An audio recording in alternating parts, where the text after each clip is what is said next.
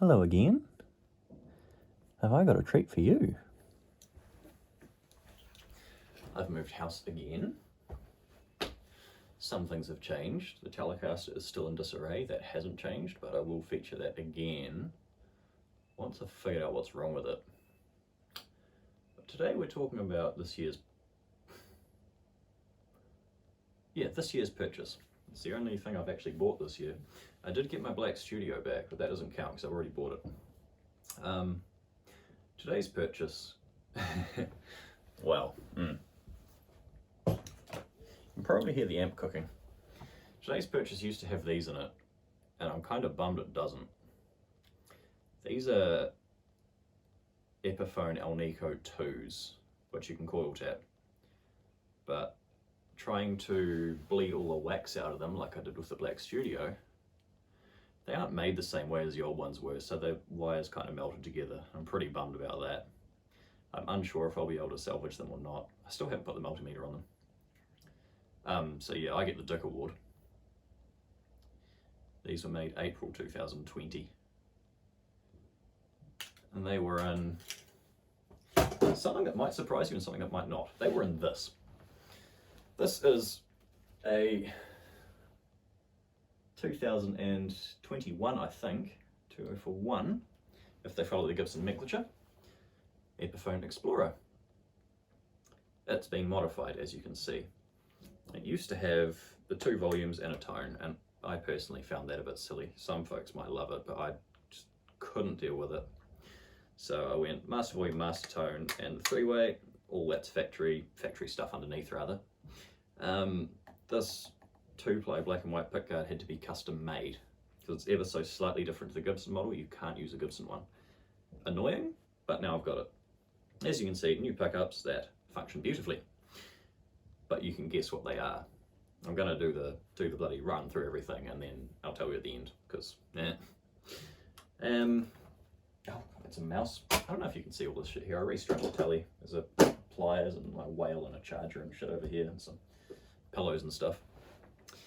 What do we got? 24 3/4 scale, because of course we get a 3-screw truss cover. We get the Epiphone inlay. We get a sort of nickel but not quite chrome finish on our hardware, and the pickups, which I just put somewhere, they look kind of nickel. I'm not really sure what they were going for. I can't tell. Because it's Epiphone, it's probably plating, but I mean, fuck, whatever, who cares? It's black. It has a simple control cavity. The top strap button's in a bit of a dumb place, but you expected that. It doesn't have the block inlays, no binding, we get dot inlays. The nut is original. I have had it set up properly by my god among men luthier, Warren, Audio Zephyr.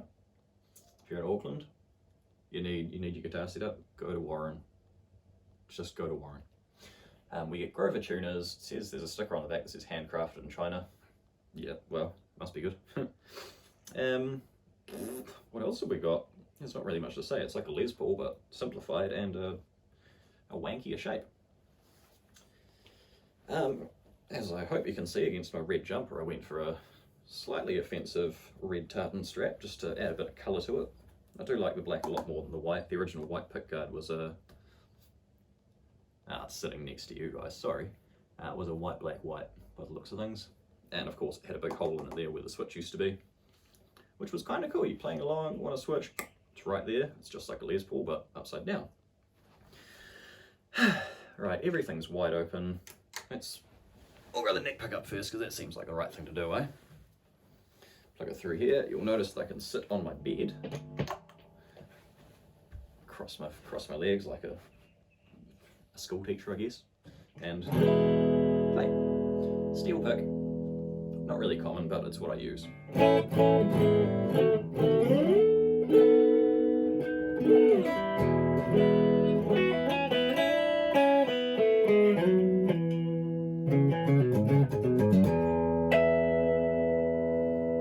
Oh, sorry, I should be able to... Now, what drew me to this thing, I walked into the shop and I went, oh fuck, there's a Firebird, oh fuck, there's an Explorer. So I thought, yeah, let's have a hoot on the Explorer. Epiphone have really picked their act up. I'm pretty sure I wanked on about it in the gold tip video for Nathan's guitar. it's been set up really well, but from the factory it wasn't far off. It didn't really need much. So Epiphone, yeah, they're doing well. There are still some dogs out there. Particularly when we were looking for his Les Paul, there were a couple that were just like, well, the hell's going on here? Why is the neck going that way? Ugh. But for the most part, like half of them, a good solid 50% of them are just, yep, I can take this home and play it. They're doing quite well. They've really upped their game, and the prices have come down. So neck pickup again.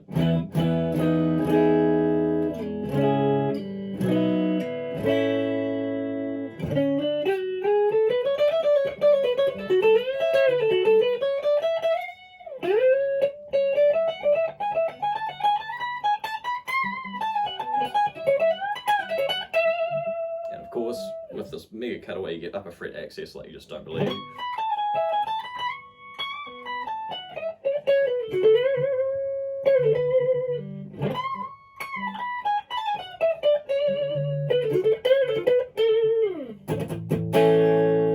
And a neck pickup that's not factory, but is very closely modelled on what the original ones had.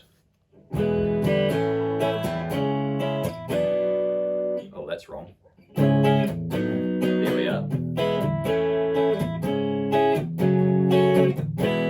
I turn the tone down.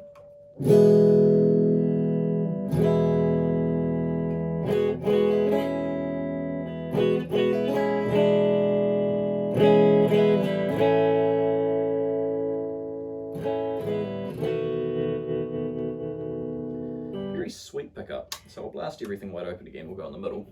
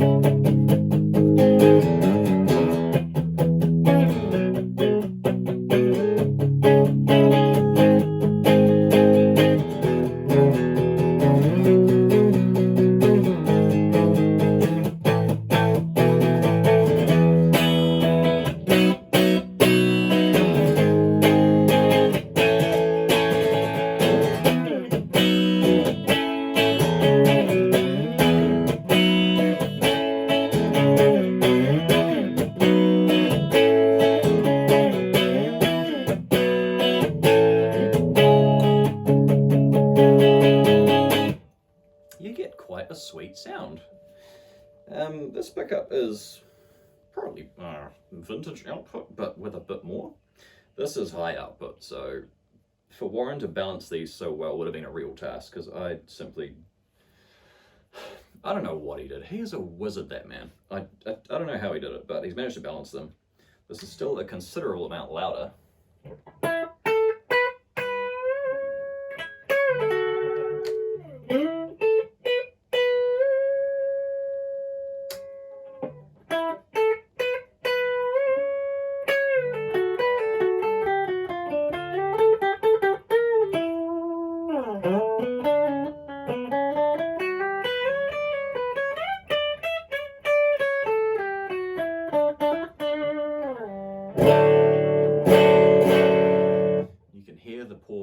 Breaking up.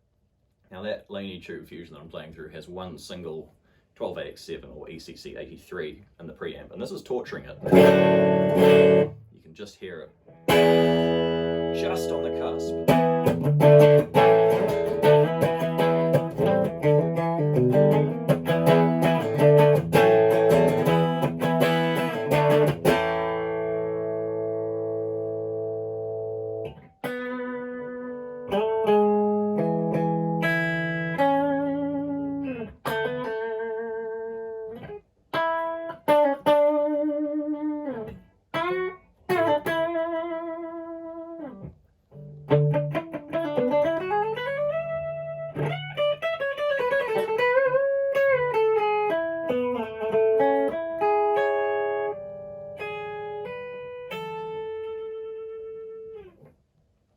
That's all our pickups. So we'll just give a bit of the old fucking yeah. Oh, hey, and you'll notice that I can sit and play, and my cable, I mean, sure, a 90 degree would help, but you can sit on something with an Explorer, not like a Les Paul or a Tele where you need to either have the 90 degree cable where you need to stand up, because the cable's just there, it's not underneath it. How good is that? Oh, you gotta be kidding. Fixed it, okay.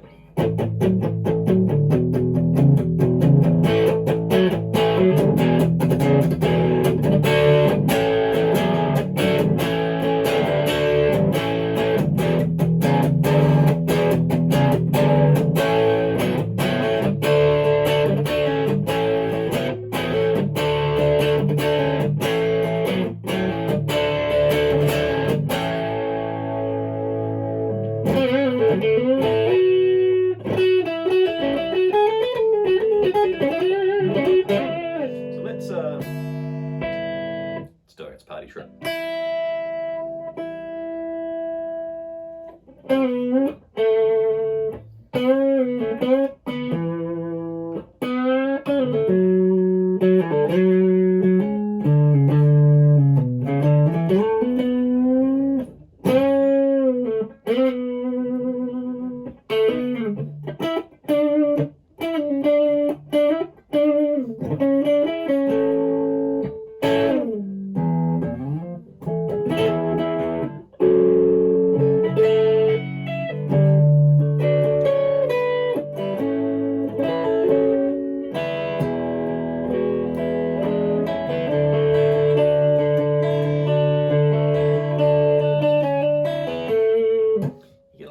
Just, I don't know if you'd call it creamy, but it's just nice and middy, it's sweet, and you back off those things a wee bit.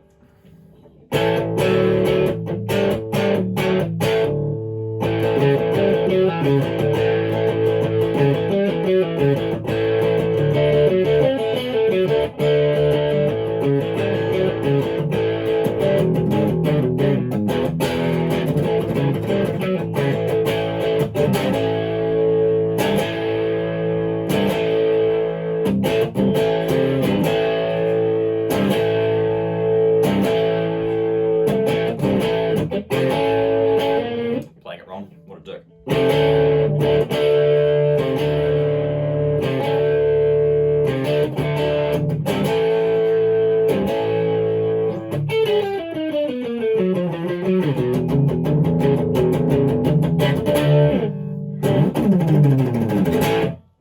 So you can do that with it, and what happens if we back off?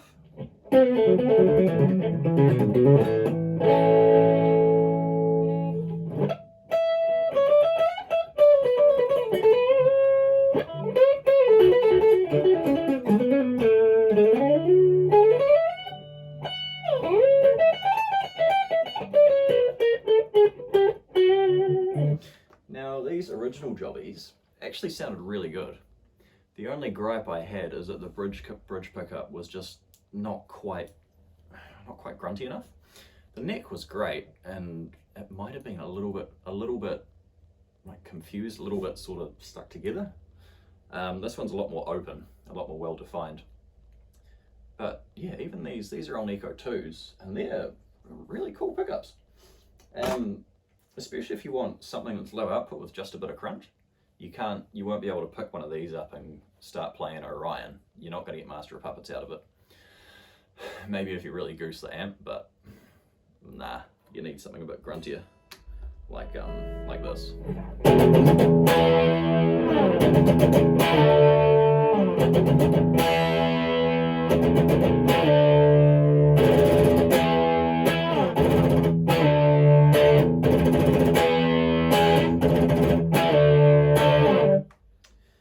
So that's effectively our arena rock pickup.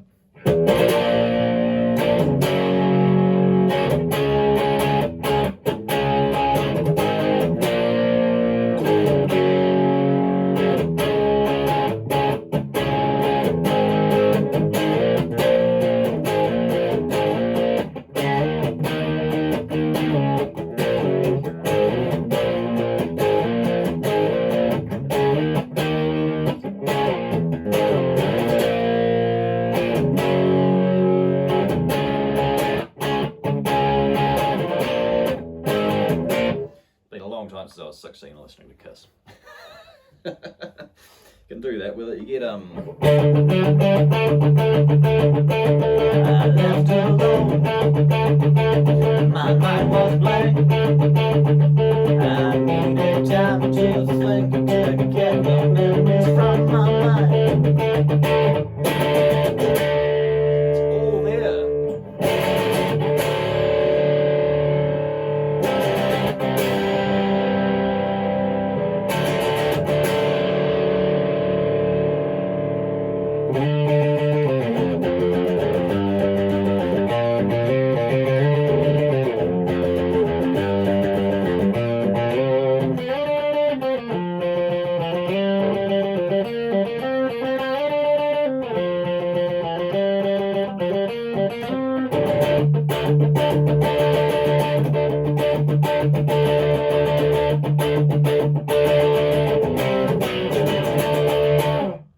That's a very classic rock pickup.